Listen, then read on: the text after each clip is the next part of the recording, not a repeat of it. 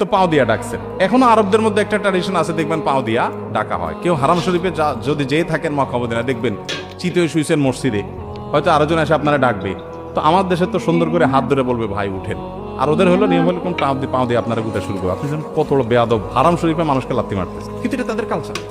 তো আমাদের সমাজে যেহেতু এটা দোষণীয় এবং অসম্মানের, সম্মান করতে হবে, সম্মান প্রকাশের ভাষা এক এক এলাকায় এক এক ভাবে হয়। সো পাও যদি লেগে, তাহলে পাও লাগার কারণে তিনি অসম্মানিত বোধ করতে পারেন।